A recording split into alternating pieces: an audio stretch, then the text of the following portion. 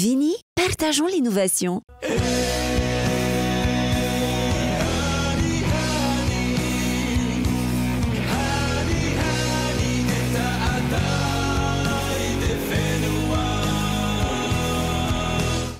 Yorana, je m'appelle Parker Elvis.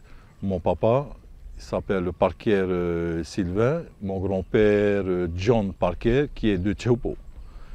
Depuis mon jeune âge, j'allais dans le Fapou avec mon grand-père chaque vacances pour l'aider un peu à récolter, faire de l'entretien. Et j'ai pris goût à ça.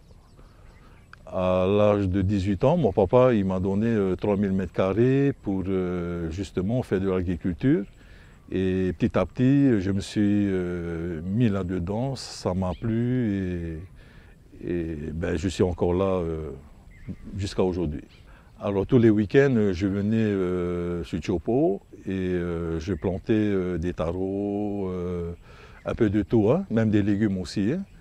Et ce qui m'a attiré plus dans ce milieu-là, c'est que je gagnais plus ce que je travaillais en tant qu'électricien sur Papeete. Avec 3000 m², je n'arrivais pas à fournir toute ma clientèle. Donc du coup, je suis parti sur le terrain du grand-père, de la famille. J'ai commencé à agrandir tout doucement, 1 hectare, 2 hectares, 3 hectares. Et puis quand il y a eu cette terre domaniale, donc j'ai fait ma demande auprès du SDR. Au début, ils m'ont donné 2 hectares et au fur et à mesure du temps, qu'ils voyaient mon exploitation, j'ai dû faire encore une demande. Ils m'ont redonné encore 2 autres et on est contrôlé tous les 3 mois par les SDR. Alors je plante des taros. Ceux-là, ils ont à peu près 4 mois. Et là, ils sont bons apparemment, passer un coup de débroussailleuse et nettoyer autour. Ça demande beaucoup de travail, hein, et beaucoup de sacrifices hein, pour arriver à ce niveau-là. Hein. Je plante le VO Manaura, le Manaura et le Rarutoa. C'est des variétés qui marchent très bien sur le marché. Hein. Ça, on appelle le Rarutoa. C'est celui-là. La tige, elle est mauve. Et le mât, lui, il est mauve aussi. Il est plus différent. Il a un très bon goût, celui-là. C'est beaucoup demandé. Hein. Et donc là, j'en ai planté pas loin de 30 000 pieds.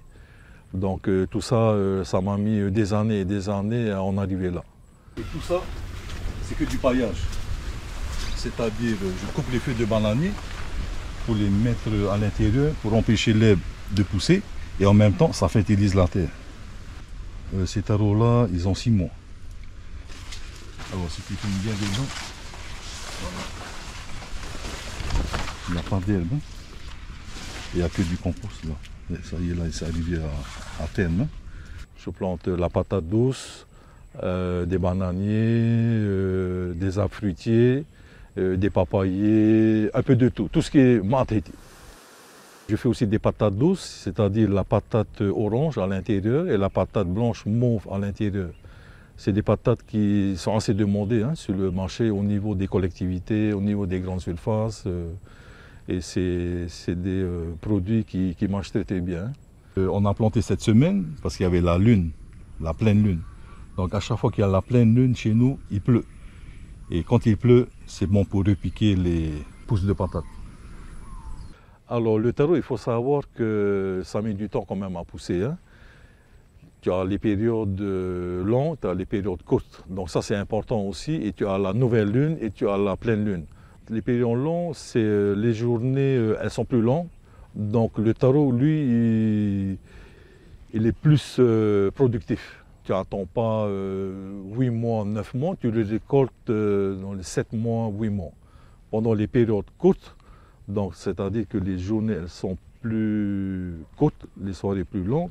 Donc là, il faut laisser 1 à 2 mois en plus pour que le taro il soit à maturité. C'est à cause de l'ensoleillement. Il faut savoir que le taro, lui, il a besoin beaucoup de soleil pour que la tubercule elle, se développe mieux. Et aussi, il faut avoir un bon entretien. Donc ce que je fais, c'est du paillage. Je prends les feuilles de bananier pour couvrir la plantation de taro, pour empêcher l'herbe, et en même temps ça nourrit le sol et ça te donne des taros vraiment formidables, quoi. Bon, tous les semaines il faut planter en moyenne 3000 pieds, en moyenne.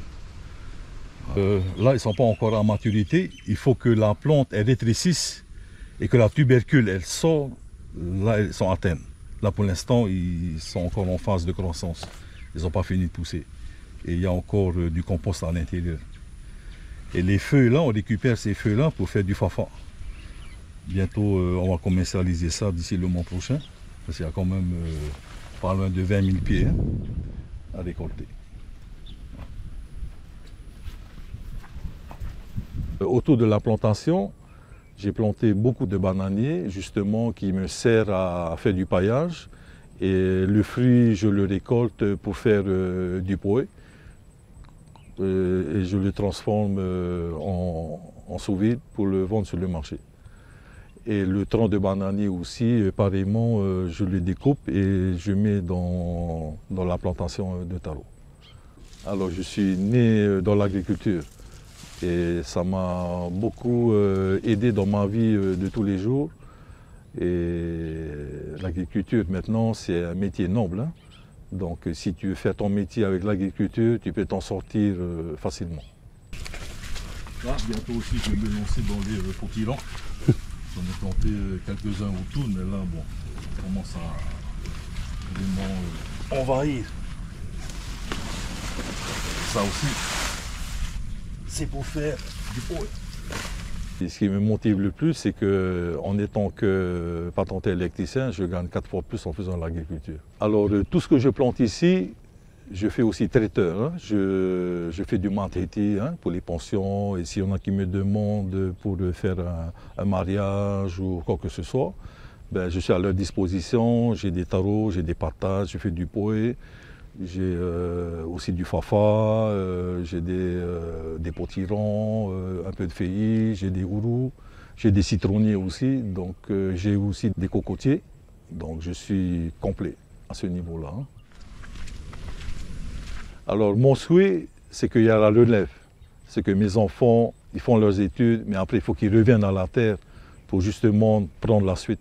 Parce que le jour où je vais partir, je pense que ça va se perdre avec moi.